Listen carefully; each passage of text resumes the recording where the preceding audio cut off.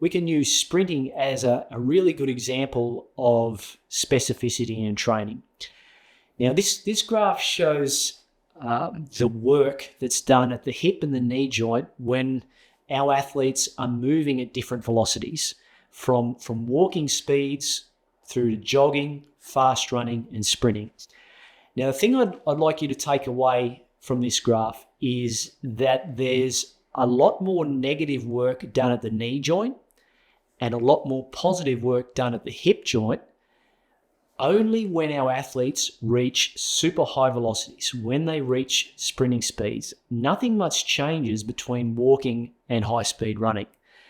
And even though there isn't a change in work in high speed running, it's completely different from the work that's being done at sprinting. Now, this is important because when we think of hamstring injuries, a lot of our hamstring injuries occur while sprinting. Sprinting puts a lot of stress on the hamstring muscles, particularly the biceps femoris muscle. In that end swing phase of sprinting, and we have that whipping motion where the muscle is whipping back eccentrically, it puts a lot of stress on the biceps femoris muscle. So when we think of sprinting and we think of rehab, typically we hear the saying, nothing prepares you to sprint like sprinting. So what I've done here is put a number of different exercises on the left that we see in traditional rehab programs. And I'll just talk you through from top to bottom. We have a lying leg swing.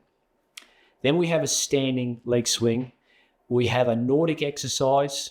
Then we have a Nordic return. We have a razor curl exercise and a razor curl return. And then finally, we have a razor curl with an athlete holding a weight and oscillating that weight out in front of them to increase the pressure on the hamstring. Now, what these researchers have done has looked at EMG activity during sprinting. And they've said that sprinting is the highest EMG activity. We will call that 100%. And then we're going to look at the EMG activity of all of these different exercises. They wanted to get an idea of how well these different exercises prepared our athletes for sprinting. If you look at the graph on the right, it shows the EMG activity firstly of sprinting and then all of the different exercises, and we're just going to focus on the biceps femoris muscle.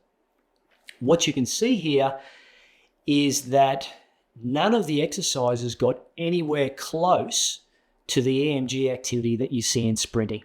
In fact, at best, it was about 40%.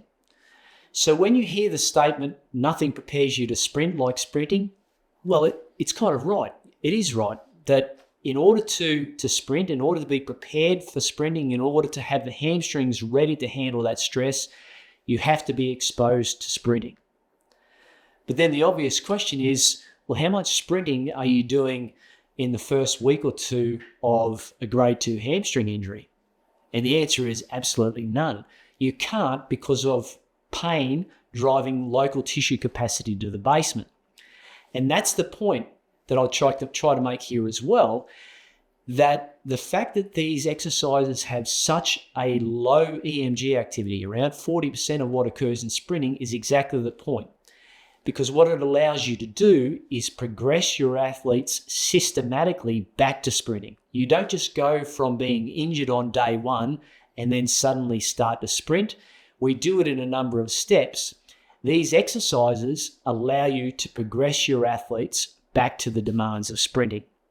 Now, another way of saying that is, if you can't do these exercises, there's no way in the world that you're prepared to sprint.